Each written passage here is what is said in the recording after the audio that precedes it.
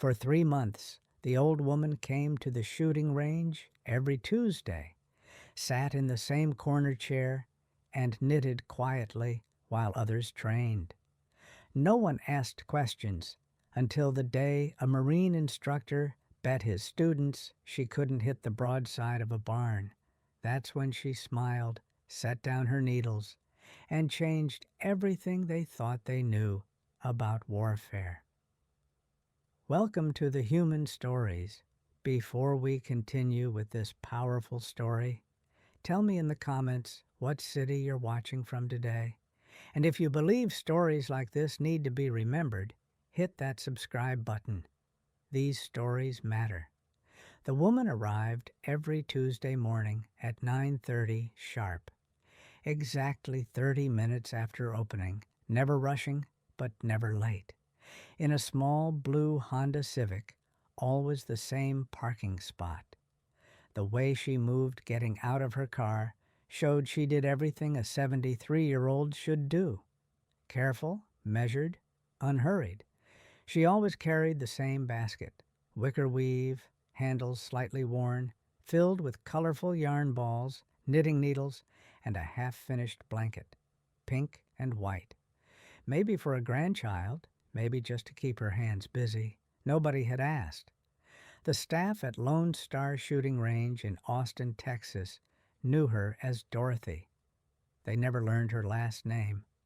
When signing the register, she only wrote D. Henderson, nothing more. She paid her monthly membership fee in cash, didn't talk much with anyone, caused no trouble. Perfect customer. Inside, she always chose the same spot, the leather chair in the left corner of the waiting area, right next to the glass panel.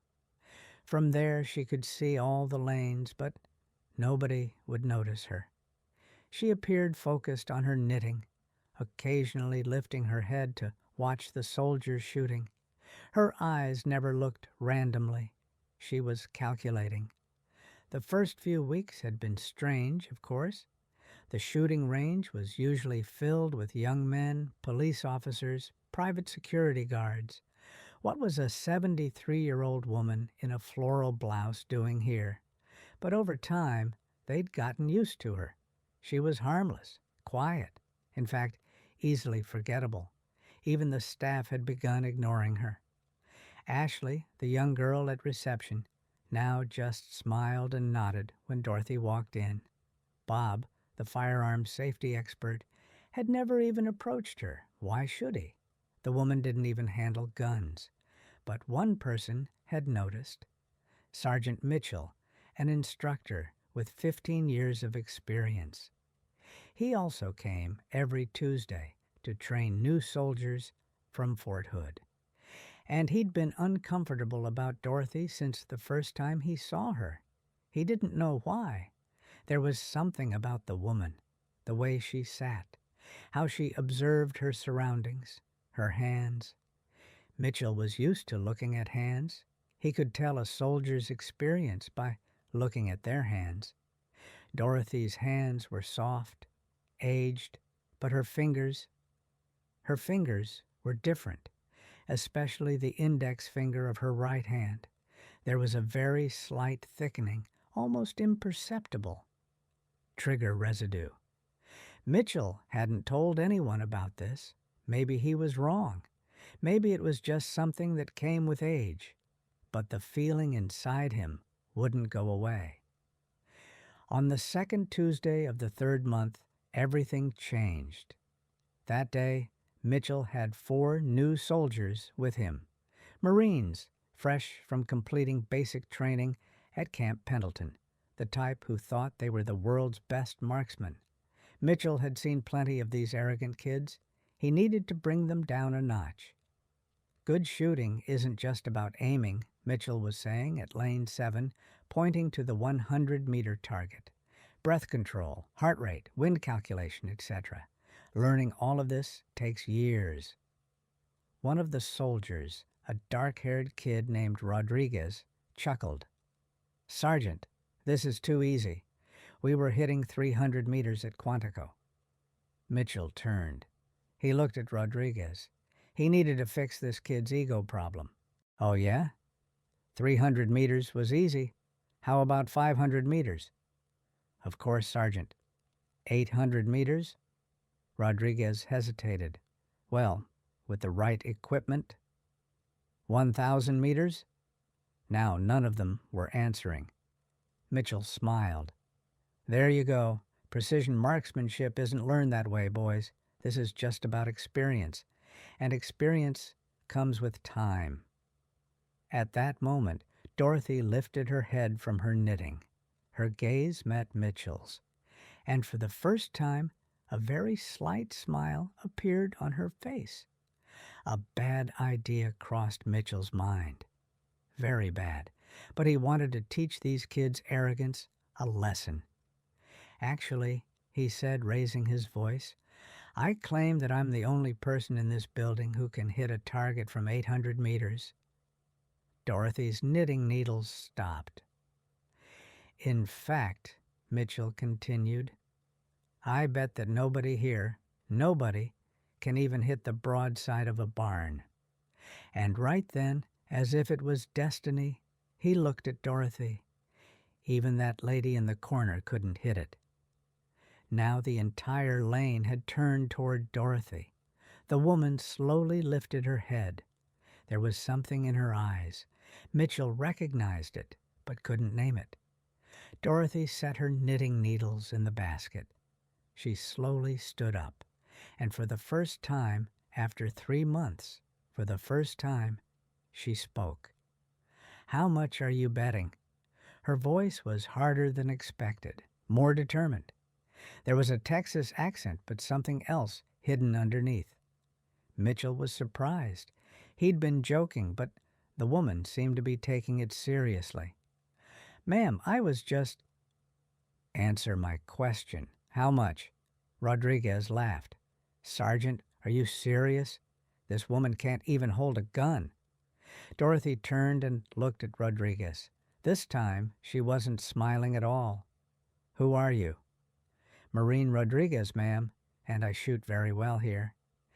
Well, Marine Rodriguez, Dorothy said, slightly raising her voice. Can you hit from 800 meters? Rodriguez tensed. Well, if conditions are right. Conditions are never right, son. This time the entire range went quiet. Even the noise from other lanes seemed to have diminished. Dorothy leaned toward her basket, and Mitchell experienced the shock of his life. What came out of the basket wasn't knitting needles. It wasn't yarn balls.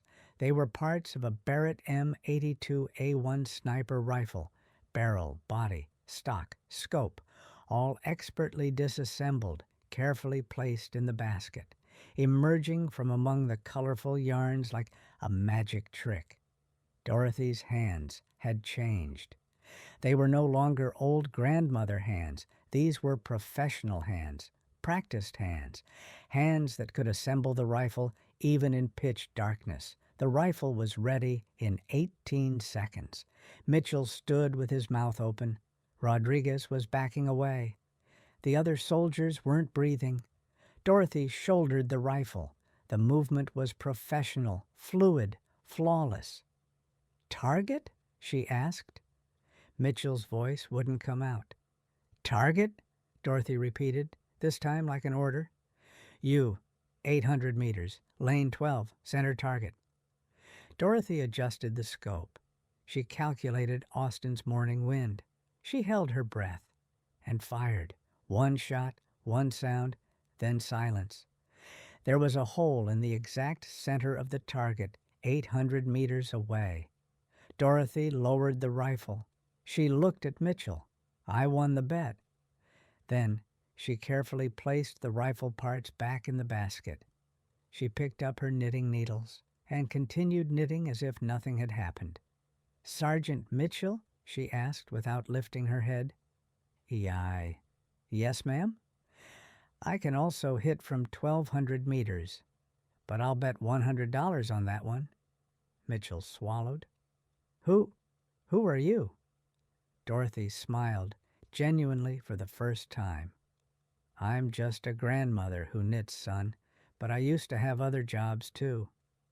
That day, Dorothy left late. Usually she'd leave at noon, but this time she stayed until 6 p.m. because the entire range had gathered around her. Mitchell was asking questions. Rodriguez was apologizing. The other soldiers wanted stories. But Dorothy only gave necessary answers. How many years did you serve? Enough. What unit were you in? You wouldn't know it. Longest distance? That's not something to ask. How many people? Never ask that.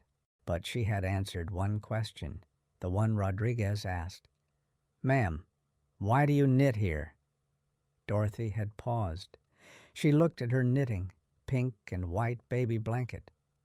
My house overlooks Arlington Cemetery.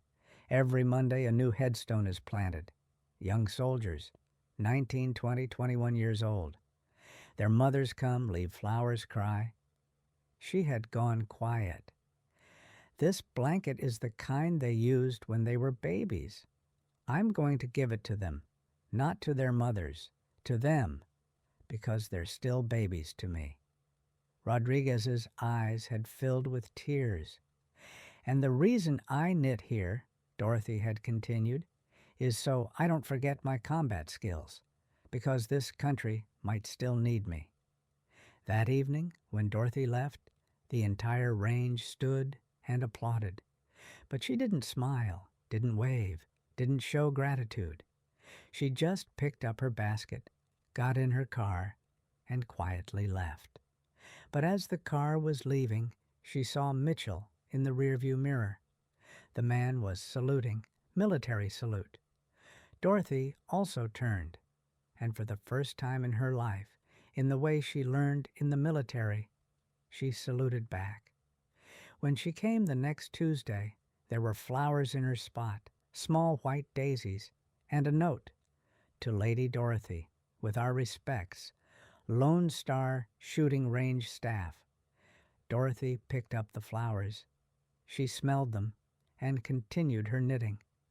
But this time there was something else next to her basket, a small American flag, and underneath writing, "Retired snipers don't die.